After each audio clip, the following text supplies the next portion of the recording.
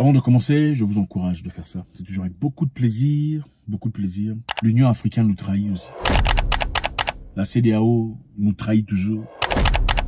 Maintenant, c'est l'Union africaine. On va faire ça. Pour commencer, merci d'être là. C'est un grand plaisir de vous lire en tout cas. Vos commentaires sont éblouissants. Ça touche.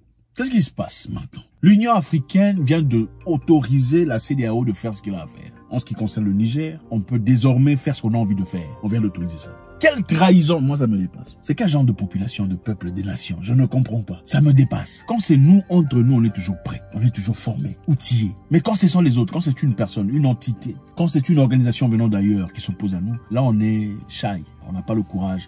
On a peur. Ça me dépasse. Ça me dépasse. Est-ce que nous sommes seulement forts contre les autres gens qui nous ressemblent? Ça me dépasse. Le président de la Commission de l'Union africaine a exprimé le 11 août 2023 ses vives préoccupations concernant la détérioration des conditions de détention du président nigérien Mohamed Bazoum, jugeant inadmissible son traitement par les autorités militaires qui l'ont renversé le 26 juillet. Dans ce même communiqué, Moussa Faki Mahamat exprime son ferme soutien aux décisions de la CEDEAO qui a décidé le 10 août d'activer et de déployer une force en attente pour restaurer l'ordre constitutionnel au Niger.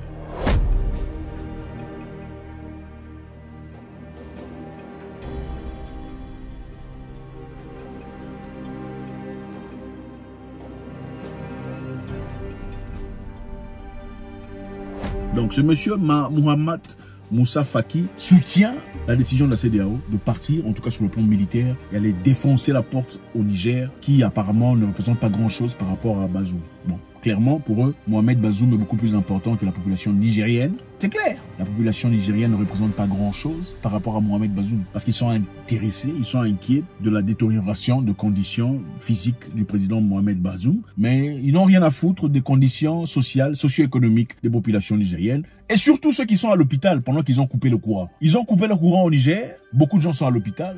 Des enfants dans les couveuses, des gens au coma. Là, ça ne dit rien. Mais les conditions de santé du président Bazoum, c'est ce qui inquiète. L'idée d'une intervention militaire pour libérer Mohamed Bazoum et le réhabiliter dans ses fonctions fait du chemin.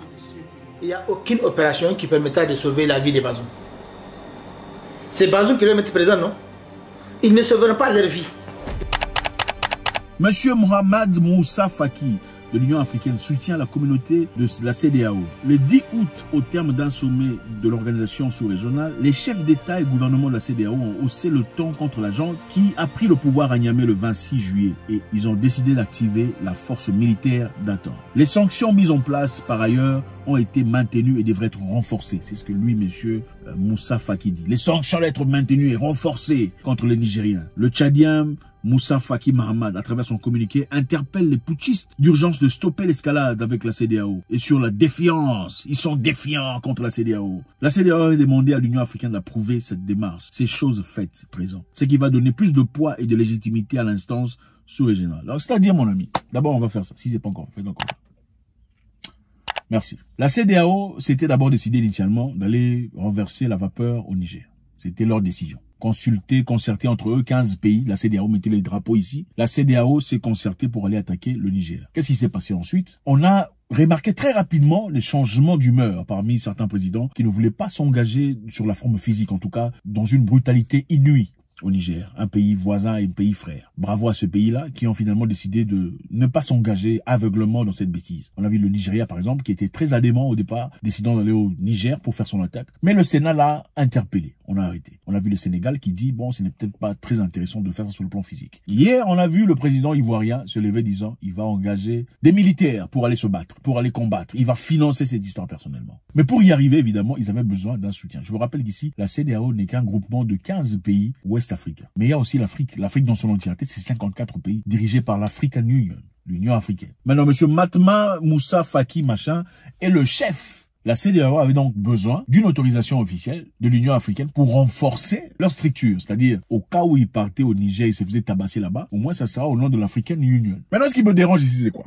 Il y a deux choses. La première chose, c'est ceci. Les gens qui veulent pas voir les gens s'élever en Afrique, c'est-à-dire le Niger, le Mali, le Burkina Faso s'élever pour leur liberté, sont généralement des gens qui ont peur d'être victimes. C'est ça la vérité. Ils réalisent qu'ils ne sont pas en train de vivre une vie correcte en tant que président et chef. Alors de peur que ces choses ne se répètent chez eux à la maison, à domicile, ils doivent frapper de plein fouet, tuer dans l'œuf toutes ces révolutions qui commencent ailleurs. pour pas que leur population copie. C'est ça la raison principale. Numéro 2, c'est pour soutenir leurs alliés étrangers, c'est-à-dire les communautés extérieures, exogènes, les entreprises Fortune 500 qui se font des milliards de dollars en Afrique, que vous connaissez, les entreprises de bois, les entreprises, tout ça là, minéraux, toutes ces entreprises étrangères qui bénéficient. Parce que je vous rappelle ici que beaucoup de présidents ici, malheureusement, ne sont pas placés par le peuple. Ils sont placés par des entreprises étrangères. C'est pour représenter les intérêts de ces entreprises. S'ils ne commencent pas, aussitôt qu'ils arrêtent de représenter les entreprises étrangères, vous allez entendre parler d'eux dans les télévisions étrangères. Oh, dictateur, machin histoire.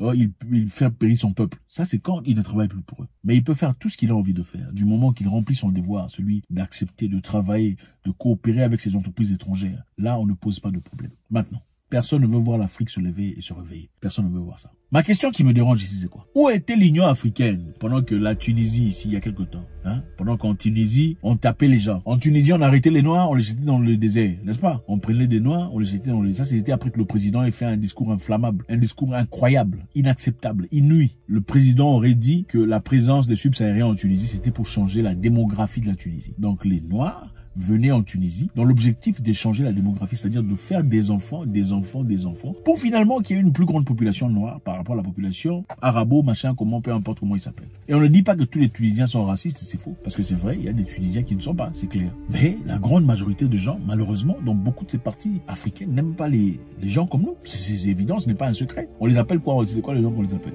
Esclaves en arabe, n'est-ce pas? Le Forum tunisien pour les droits économiques et sociaux FTDS a déclaré mercredi que le discours du président Saïed était noyé dans le racisme et la haine. Alors, après que le président tunisien ait fait son discours choquant, beaucoup de Tunisiens sont sortis dans les rues, ont commencé à frapper sur les Noirs, les Afro-Africains, tout ça. J'étais dans le désert. Pour aller faire quoi dans le désert, si c'est pas pour périr?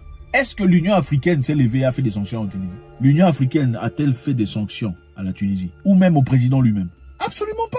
On n'a pas vu de sanctions. On n'a pas vu de sanctions. Pourquoi on sanctionne le Niger? Les gens comme nous sont seulement forts et courageux quand il faut détruire quelqu'un qui nous ressemble. Quand c'est une personne venant d'ailleurs, on a peur. On ne sait pas comment faire payer les Indiens pour tout ce qu'ils font à nos frères là-bas. On ne sait pas, quand c'est un Libanais, on ne sait pas comment réagir. Quand c'est quoi, on ne sait pas comment agir. On a seulement la force. Quand c'est quelqu'un comme toi, là tu sais comment détruire. Tu sais insulter, tu sais comment ravir et prendre tout ce que... C'est ça. Jalousie, méchanceté, c'est ça la définition. Mais quand c'est quelqu'un d'étranger, on n'a pas la capacité. C'est triste. Où était l'Union africaine quand on est venu bombarder Kadhafi? C'est là qu'il fallait montrer le poids de la force et les muscles qu'ils ont. Pourquoi ils ne se sont pas mis ensemble en communauté, comme armée, pour aller en Libye et défendre la Libye contre l'OTAN? Dites, bon, voilà, ici chez nous, on ne peut pas accepter ça, puisque chez vous en Europe, on ne peut pas aller bombarder sans votre autorisation. Vous ne viendrez pas ici. Même si vous êtes plus fort, tuez-nous, nous tous. Pourquoi ils n'ont pas fait ça? Pourquoi ils n'ont pas fait ça? Parce que ce sont des lâches. Toi, on tape ton frère à tes côtés, tu regardes. Tu regardes comme ça, comme un... C'est exactement ça. Mais quand il faut condamner un autre noir qui essaie de se libérer, on n'aime pas. Vous avez déjà vu les crabes? Les crabes dans un panier. Vous savez ce que les crabes font? La grande différence entre les fourmis et les crabes. Les fourmis s'entraident et se tirent pour sortir. Les crabes dans un panier. S'il y a un crabe qui essaie de grimper, de monter, de sortir, les autres crabes le tirent pour qu'il retombe à l'intérieur. Vous saviez ça? C'est ça les Africains en général. Ouais, c'est ça. Où était l'Union africaine pour combattre l'OTAN, pour résister au moins? Où était l'Union africaine pour envoyer un message fort au président tunisien? Ils n'étaient pas là. Quand le Niger essaie de se libérer, le Niger essaie d'avancer, là on a la force. Regardez le peuple nigérien. Le peuple nigérien n'est pas en train de pleurnicher. Le peuple nigérien n'a pas de difficultés. Regardez comment ils sont heureux et contents de leur nouvelle situation. C'est ce peuple-là que vous voulez libérer. Vous voulez aller libérer un peuple heureux, un peuple qui est bien, un peuple qui est en train de danser. Vous le libérez de quoi? Ou simplement vous cherchez comment le ramener dans le trou. Il faut être honnête avec vous-même. Ça m'énerve, mais ne partez pas sans laisser un commentaire. On veut savoir ce que vous en pensez. C'est toujours avec beaucoup de plaisir. God bless.